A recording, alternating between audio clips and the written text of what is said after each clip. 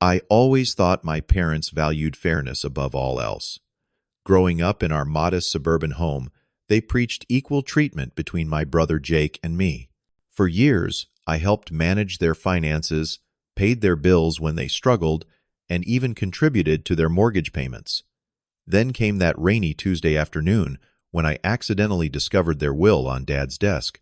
One glance at that document shattered 36 years of trust in an instant. Before I share what happened next, let me know where you're watching from, and hit that subscribe button if family drama stories resonate with you. My name is Calvin, and at 36, I had built a successful career as a financial advisor. I worked hard for everything I had, putting myself through college while working 2 jobs and slowly climbing the corporate ladder. Now, I had a comfortable life with my wife Amanda and our 2 children, Emily and Michael, ages 8 and 10.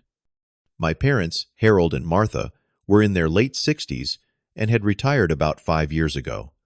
They had always been middle-class dad, having worked as a high school teacher, and mom as a part-time receptionist at a dental office.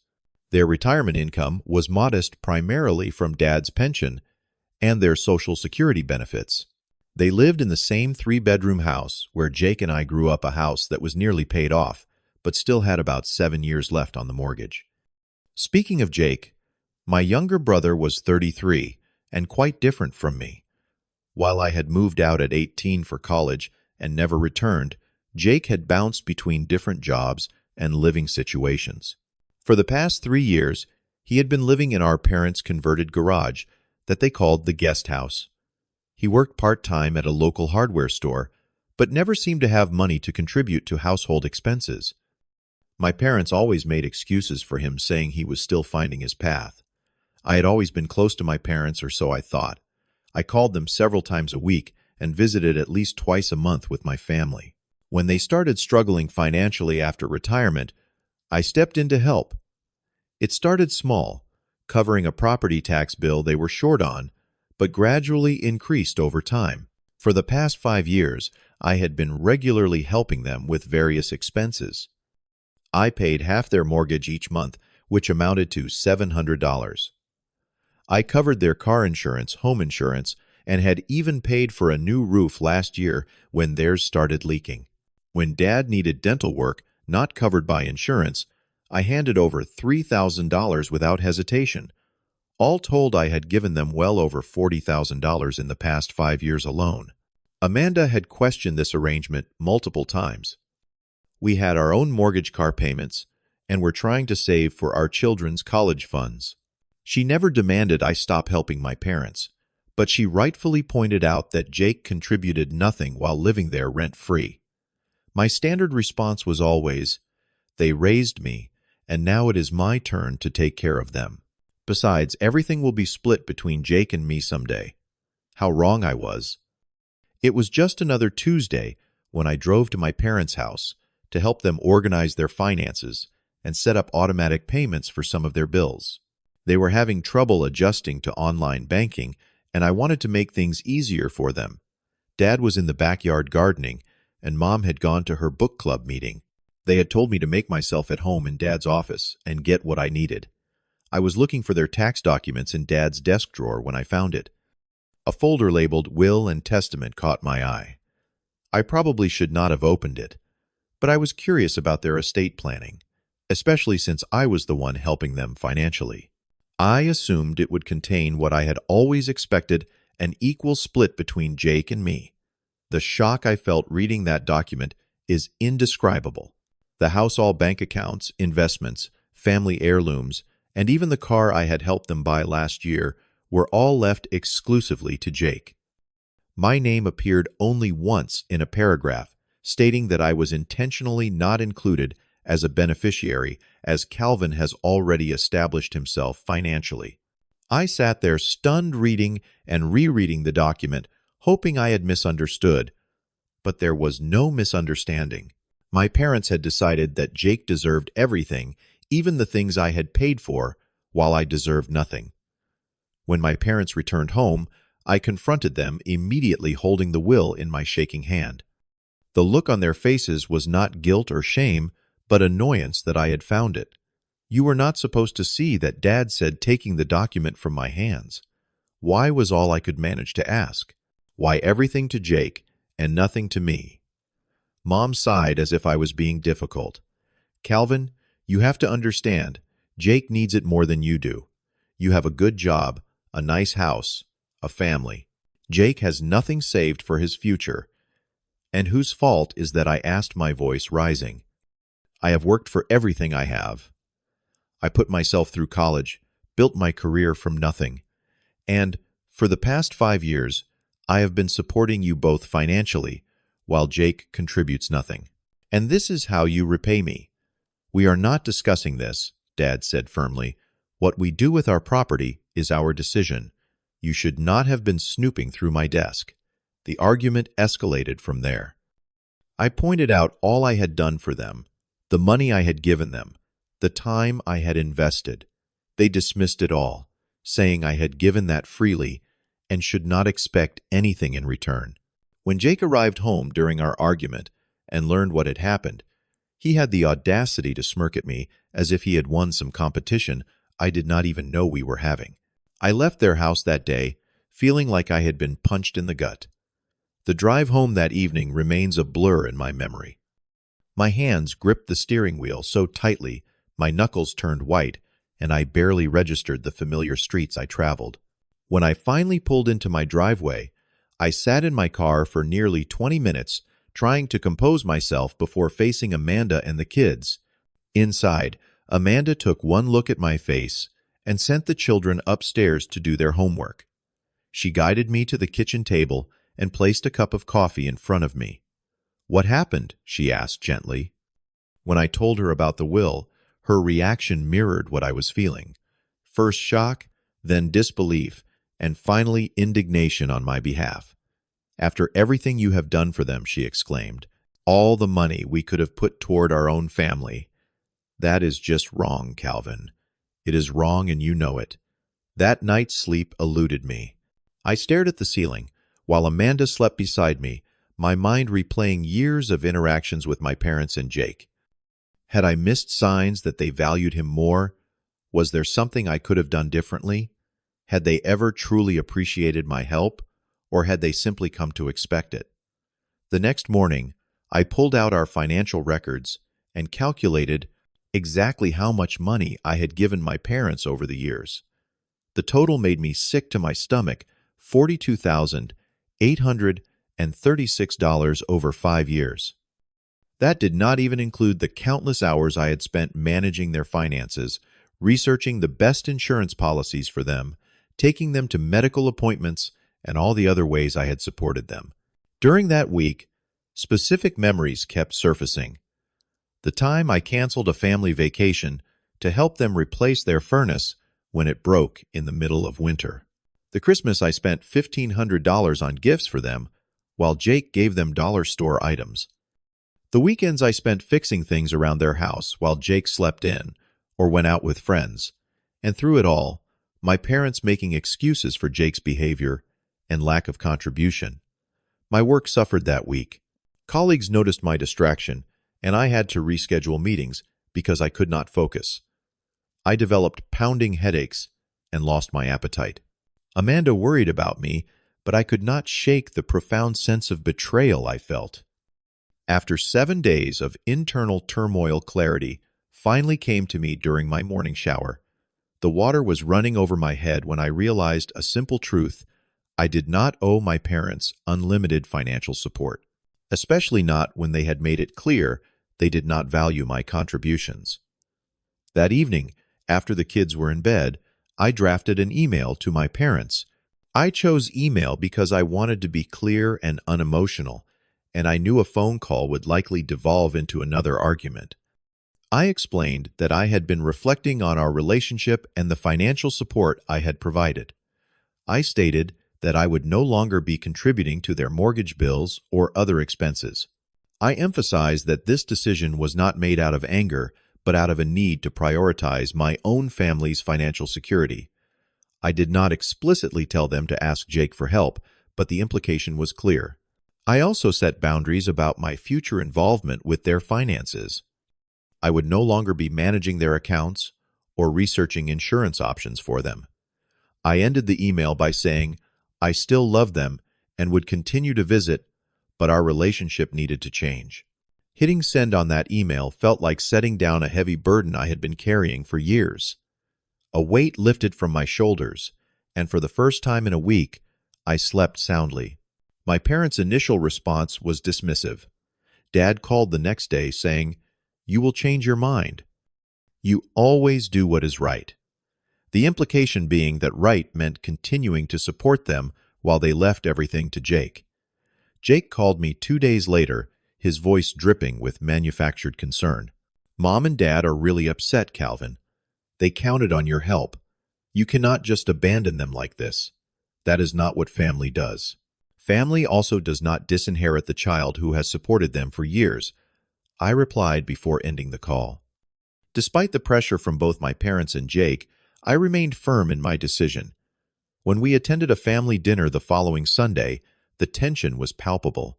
My parents acted as if nothing had changed, but I could see the strain in their smiles. Jake avoided making eye contact with me. I kept the conversation light for my children's sake, but inside, I was still hurting. For the next month, contact with my parents became minimal. They called occasionally, usually to tell me about some expense they were struggling with, clearly hoping I would offer to help. I deflected these hints and changed the subject. Jake stopped calling me altogether. With the money I was no longer sending to my parents, Amanda and I took our children on a weekend trip to a water park they had been wanting to visit. Seeing their excitement and joy made me realize how many family experiences we had postponed because of my financial obligations to my parents. Then came the text that changed everything. One Monday morning, while I was preparing for a client meeting, my phone buzzed with a message from my mother. No greeting, no pleasantries, just, "The mortgage is due." The audacity of that message, the expectation that I would simply comply, despite everything that had happened, ignited an anger in me I had been suppressing. After several deep breaths, I typed a simple reply. "Ask Jake. He is getting everything anyway." What followed was a barrage of communication that made my head spin. My mother called 6 times in a row, leaving increasingly frantic voicemails about how they might lose the house. My father sent a lengthy text accusing me of being selfish and forgetting my family values. Jake left a message calling me every name in the book. The situation escalated when my father showed up at my office 2 days later. He walked past my assistant and burst into a client, meeting his face red with anger. "We need to talk right now," he demanded, seemingly oblivious to the professional setting or my stunned clients. I had to excuse myself, profusely apologizing to my clients, and take my father to an empty conference room where he proceeded to berate me for abandoning them. He left only when I threatened to call building security, and the incident left me embarrassed and furious. The family drama spread beyond my immediate family. Aunts, uncles, and cousins started calling me some, taking my side after hearing my version of events, others condemning me for not supporting my parents in their time of need. The emotional toll was significant despite my conviction that I was doing the right thing. The most hurtful message came from my father via email, where he wrote, "You are acting like a selfish stranger, not our son. We raised you better than this." The irony of him accusing me of not acting like family while they had disinherited me was apparently lost on him. The situation reached its breaking point 3 Sundays after the mortgage text. Amanda, the kids, and I were enjoying a peaceful dinner when the doorbell rang insistently. I opened the door to find both my parents standing there, looking determined. "We need to talk," my mother said, pushing past me into the house without waiting for an invitation. "You cannot just show up unannounced," I protested. But they were already in my living room, my father pacing and my mother sitting rigidly on the edge of the couch. Amanda took one look at the situation and ushered the children upstairs, whispering, "Stay calm," to me as she passed. "We might lose the house." Calvin, my mother, began, tears welling in her eyes. "The bank called about the mortgage payment being late, and we do not have enough to cover it." "Where is Jake?" I asked, noticing my brother's absence. Why is he not here helping you solve this problem? Jake does not have any money, my father said dismissively. You know that. We are talking about you right now. You need to act like our son and help us. Years of suppressed feelings suddenly burst forth. Act like your son, I repeated, incredulously. You mean the son you have been taking advantage of for years? The son you decided deserves nothing from your estate despite supporting you financially. That son. My mother's tears flowed freely now. You know we love you, Calvin, but you have always been the responsible one, the successful one. Jake needs our help more than you do. So I get punished for being responsible, for working hard, for building a good life. I pace the room now, unable to contain my frustration. Do you have any idea how much I have given you over the years? Do you even care? We never asked you for all that money, my father countered. You offered, because that is what family does, I replied, my voice rising. Family helps each other. But family also acknowledges and appreciates that help. Family does not take and then leave everything to the child who contributed nothing. At that moment, Amanda returned to the living room, carrying a folder. She silently handed it to me with a supportive nod. I opened it to reveal a spreadsheet she had created, documenting every penny we had given my parents over the years. I placed it on the coffee table in front of them. Look at this, I said more calmly. Look at what we have given you, money that could have gone toward our own children's future, and you never even considered changing your will to reflect that reality. My parents stared at the spreadsheet in silence for a long moment. Finally, my father spoke, his voice quieter than before. We never changed the will because we assumed you would always take care of things, Calvin. You always have. And we thought Jake would need the house and whatever little money we have left when we are gone. The admission stunned me. They had simply assumed I would continue supporting them indefinitely while getting nothing in return. The unfairness of it all hit me anew. I think you should leave now, I said quietly. But the mortgage, my mother began. Ask Jake, I repeated firmly. Or sell some of your possessions. Or downsize to a smaller place. There are solutions that do not involve taking advantage of me anymore. After they left, I sat in silence, feeling both liberated and deeply saddened.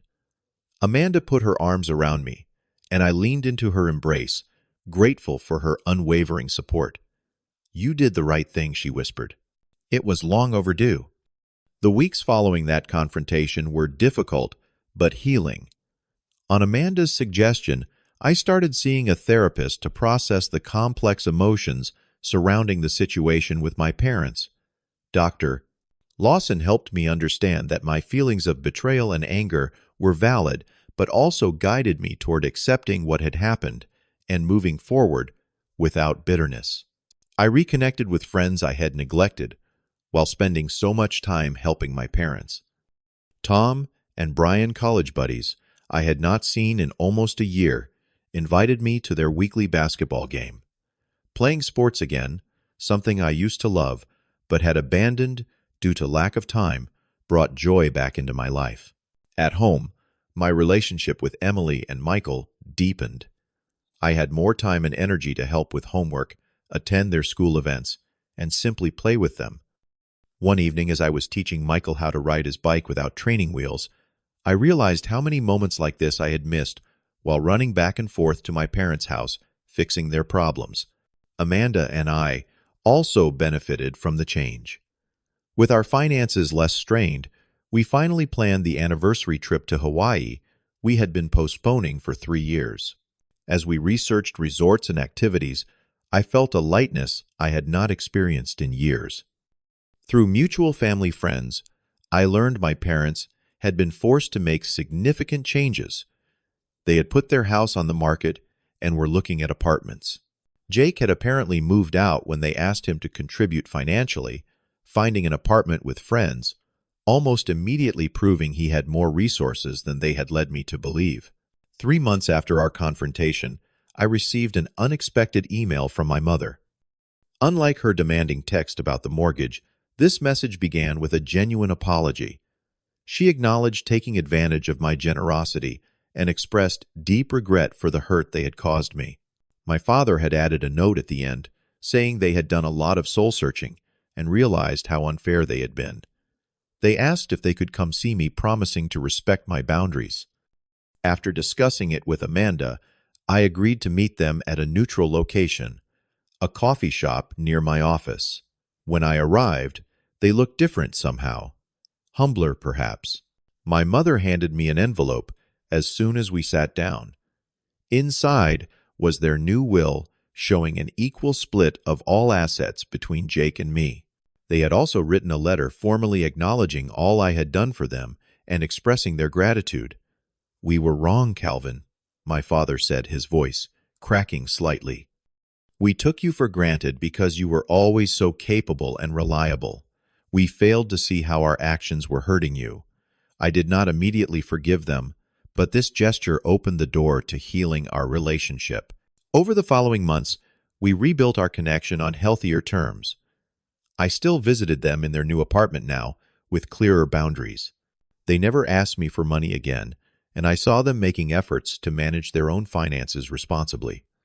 The experience changed me profoundly. I realized that being taken advantage of had partly been my responsibility too. I had never set clear boundaries or expectations about my financial help. I had allowed the imbalance to continue for years without addressing it directly. I learned that true family relationships are not transactional, but they do require mutual respect and appreciation. By setting boundaries, I had not only protected myself and my immediate family, but had actually improved all my relationships. My parents now respected me in a way they never had before, and our interactions had a new authenticity that had previously been missing. This experience also made me more intentional about how I taught my own children about money, family obligations, and self-respect. I wanted them to understand the importance of helping others, but also the necessity of valuing themselves and their contributions. Looking back, I can see that sometimes the most difficult decisions are the most necessary ones. Prioritizing my own family did not mean abandoning my parents. It meant creating a healthier dynamic for everyone involved. By standing up for myself, I taught everyone in my life, including myself, an invaluable lesson about respect and boundaries. Have you ever had to make a difficult choice between helping family and protecting yourself? I would love to hear your stories in the comments below. If this story resonated with you, please give it a thumbs up and consider subscribing to hear more stories about family dynamics and personal growth. Share this with someone who might be struggling with similar family issues, as sometimes knowing we are not alone in these challenges can make all the difference. Thank you for listening, and remember that setting healthy boundaries is not selfish. It is necessary for all relationships to thrive.